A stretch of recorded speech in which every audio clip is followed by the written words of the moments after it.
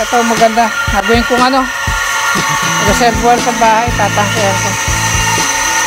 Dadalhin mo yung ganyan. Oo, pagka nandun naman yung kolong-kolong natin, di ba? Eh, di ka pala makakapasok dyan. Okay, atin lang ilalagay yung bearing. Hindi siya ganun kadaling linisin. Tumigas na yung pinaka ano niya. Pinaka dust. Pasyalan natin si Puroy at may binibigay siya sa aking tangke. Sabi ko gagawin kong pondohan ng tubig dito para makakapagpondo ng tubig sa gabi. Ayan. Dito, okay. Puntahan natin at ako'y magbabike lang. Okay. Dumi na ng bike ko Ayan, dito na tayo sa bahay ni Puroy at ibo-voice over ko na lang yung aming pinag-usapan gawa ng maingay yung kanilang motor. Ayan yung tangking bibigay sa akin ni Puroy at malaki daw yung butas na sa ilalim at hindi na kayang i-repair. Tapos yung tangking kulay gray na yan, binigay ko naman sa kanya. Ayan, para lang kami nag-swap.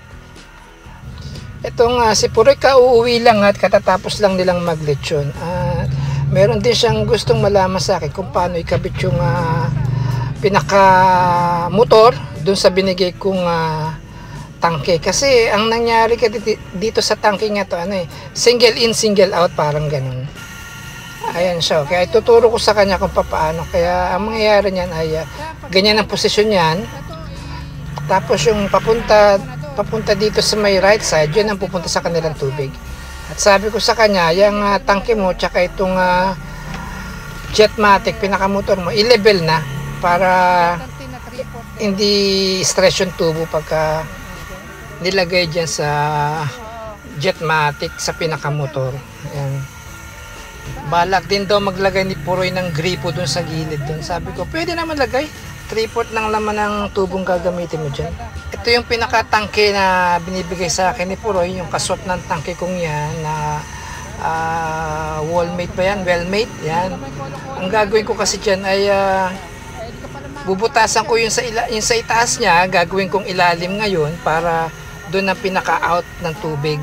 Tapos sa taas, doon ang pasok ng tubig.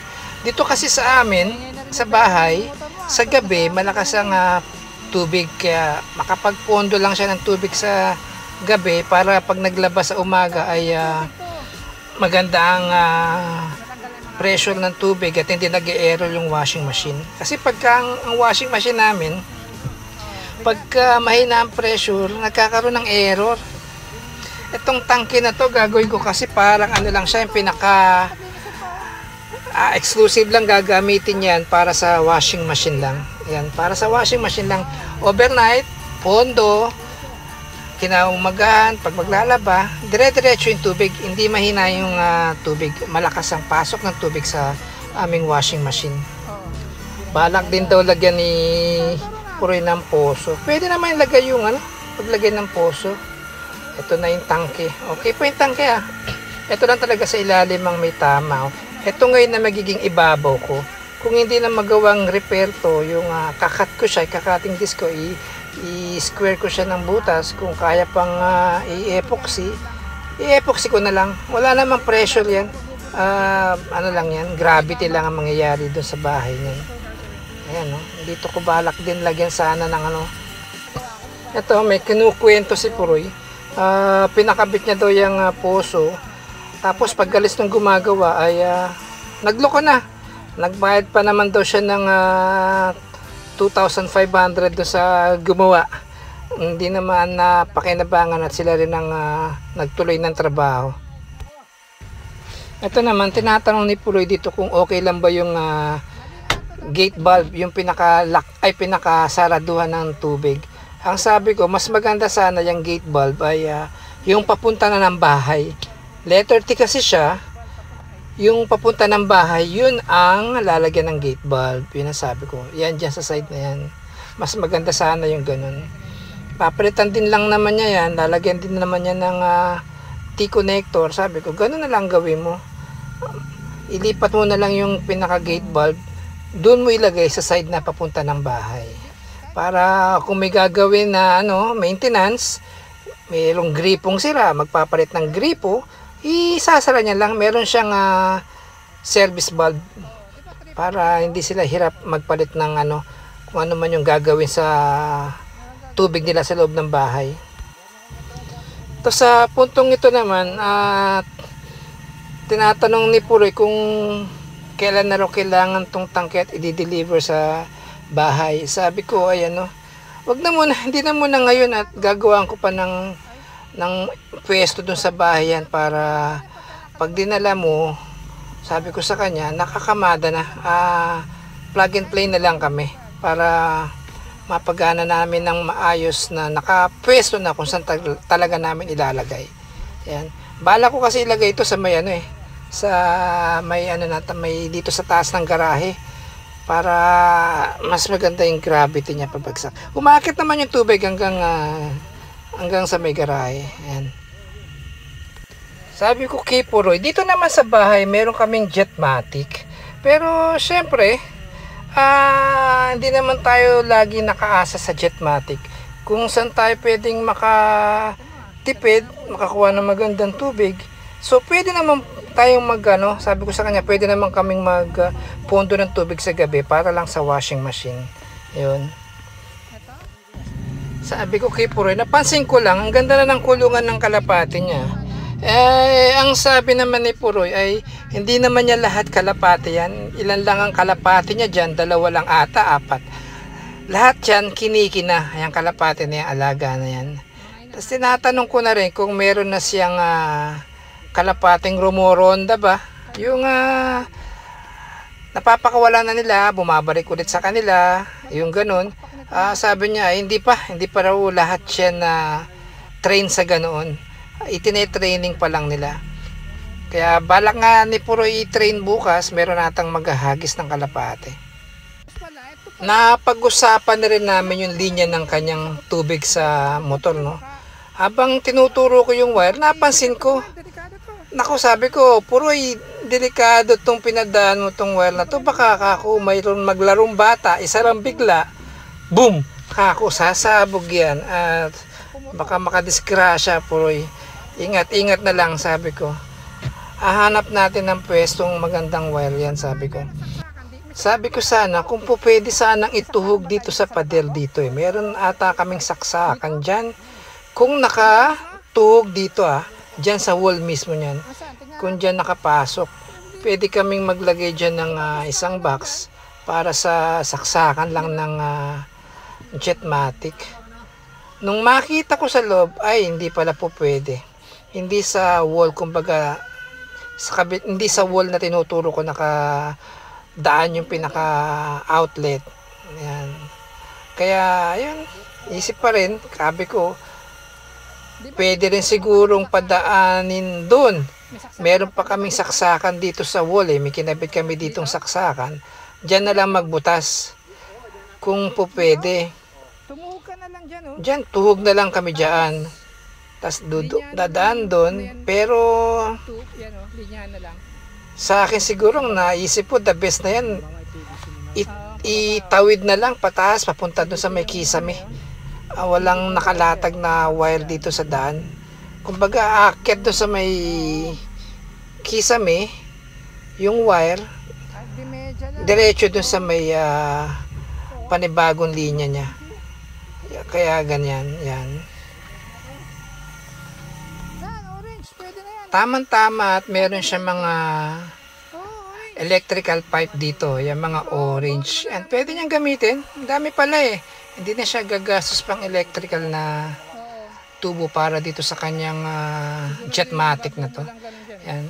Tatakbo lang dyan, tatakbo lang papuntang kanyang bahay. Safe na yan, kesa kasi mag-mall flex ka. Sabi ko kay Puroy, bilang ka lang ng ilang taon ay lusaw na ang Mallplex. Sa init at ulan, lusaw yan, nagpuputok-putok lang, biyak-biyak. Yun, out of topic na kami.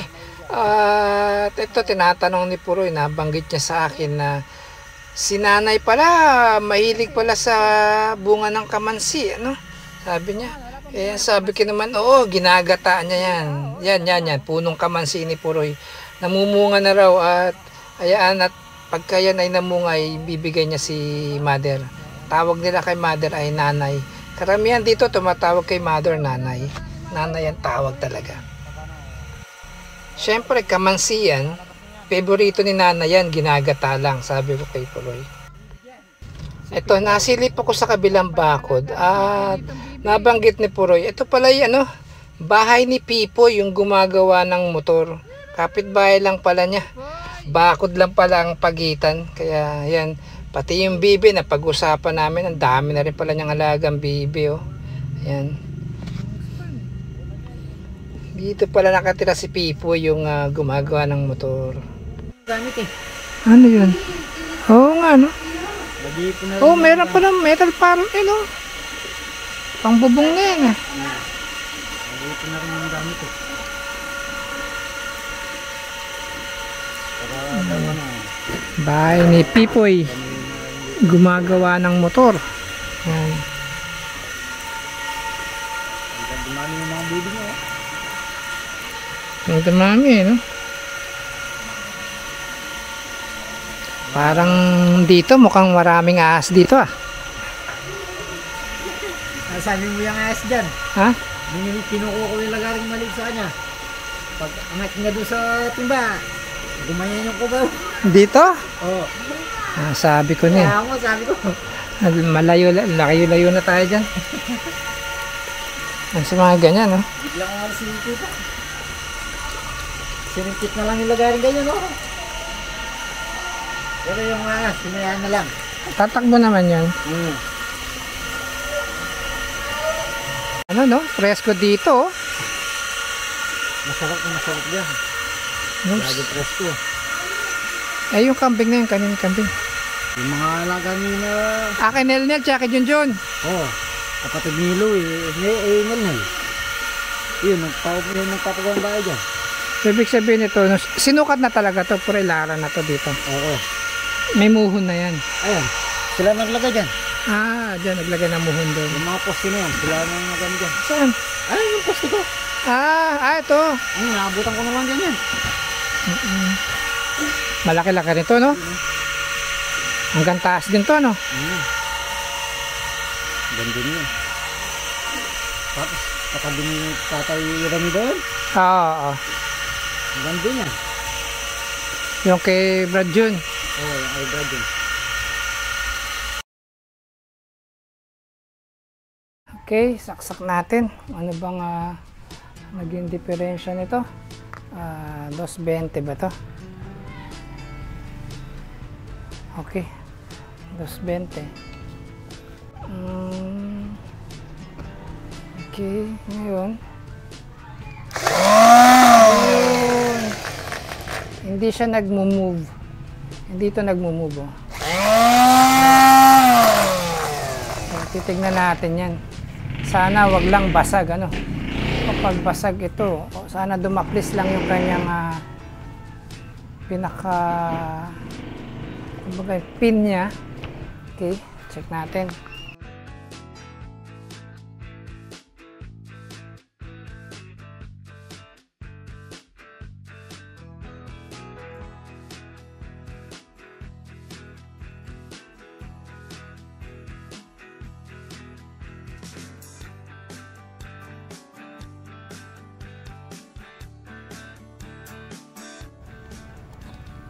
Ala. Ayun, yung bearing ang nabasag, mga kaibigan. Basag ang bearing. Oh. Ito. Bearing ang sira. So, pabibiliin tayo ng bearing ito. Ayun. Basag yung bearing. So, yan. Pabibilan natin kay Esong yan. Kuyang Esong. Bearing talaga. Basag. So, yan. Marami namang nabibilhan yan. Yung bearing na yan. So, ano ba ito?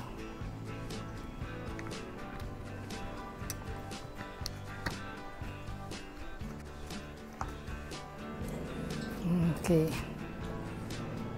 Pag-aralan muna natin kung paano ibalik ito. Ito ay yung switch.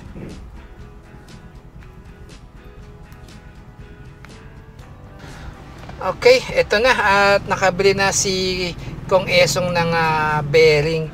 Pangalawang bili niya na nila to kasi nung una nilang binili, sabi ko Kong Esong maliit to, hindi po pwede. Kaya ito, ngayon lang ulit nagawa at ngayon lang nakabili ng bearing. Tapos ngayon, lilinisin na rin natin, bawasan natin ng konting dumi sa loob tong palm sander. Okay, hindi na siya pala ganun kadali linisin. At nakadikit na mismo yung kanyang pinaka dumi. Pero try pa rin natin mabawasan man lang kahit kaunti.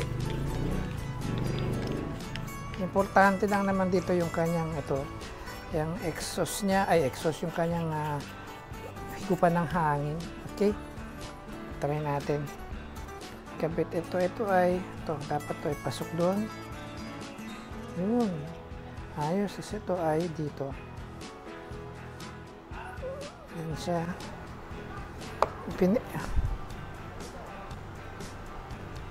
Okay. Okay, atin nang ilalagay yung bearing. Hindi siya ganun kadaling linisin, no? Tumigas na yung pinaka niya. Pinaka dust.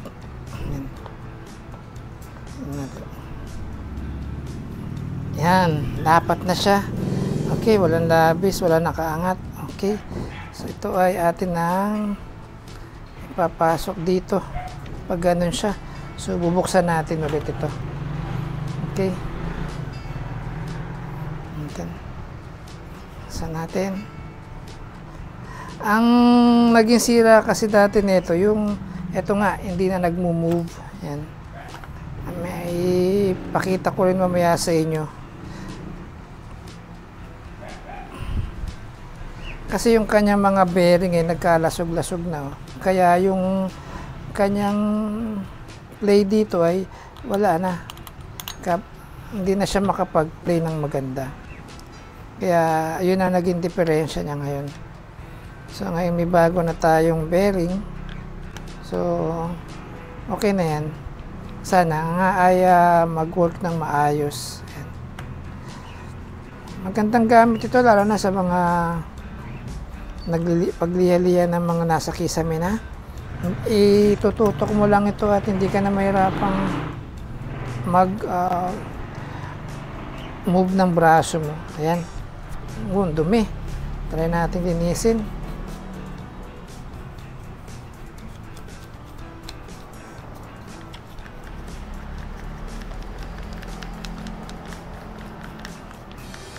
Ayan. Okay.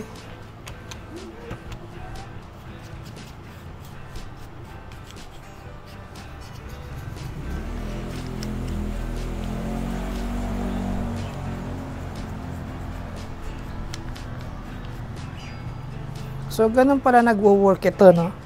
Kailangan talaga minsan yung trabaho, ina-analyze din ko paano nagwo-work. Itong dalawang bearing ito, shafting, yan. Ito, naka-align siya. Pero pagdating dito, naka-off center. Hindi siya, wala siya sa gitna.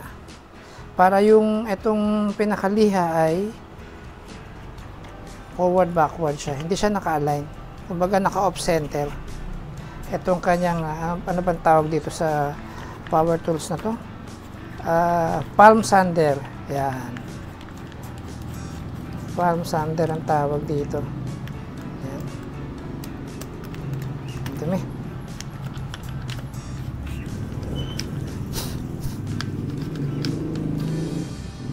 Ating linis pa.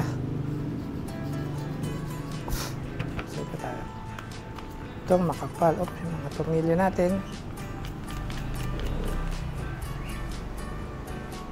Iba namuuna, oh. Iba nga, matigas na yung iba. Dapat to sa importante itong mga butas na yan. Kasi dyan siya kumukuha ng hangin at naglalabas ng init. medyo may kahirapan nga lang ata ito. Teka muna. Mukhang tatanggalin ko pa yung aking carbon pero hindi na. Okay, shoot na rin dun sa okay, ito pasok, so ito ay pasok, yan. So kailangan ito yung may sabit, hindi pwedeng may sabit. Okay, tatry natin i-close at ilalock siya. Lock muna natin temporary.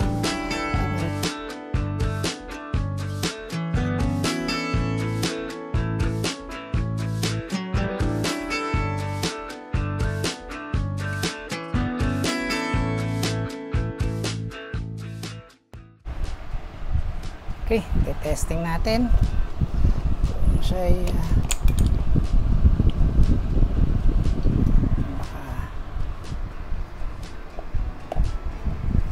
okay, wait lang at yun. So, okay na siya. Ito pala ang patayan. Okay. So, yan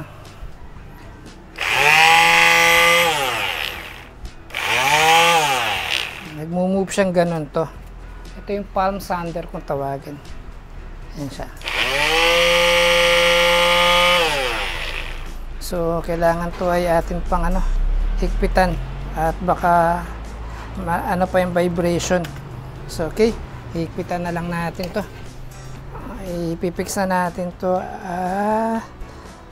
para yung pala yung pinaka-cover din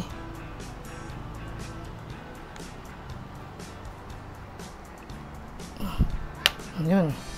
Okay. So, yan. Close natin to. Higpit doon. Tornilyo din kailangan kasi to talagang halos walang gap ito para yung vibration ay hindi siya ganun ka ingay. Okay, yan. Testing.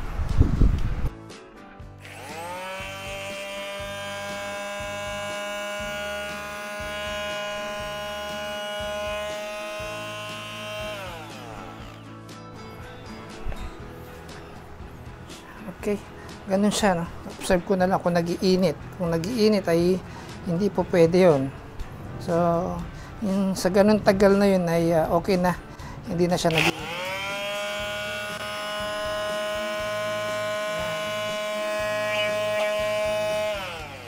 Okay. So, try natin magliha. So, ito may mga puti-puti na yan. Kailangan matanggal natin yan. Try lang natin. Ano ba ito? Ang tigas. Ayan siya,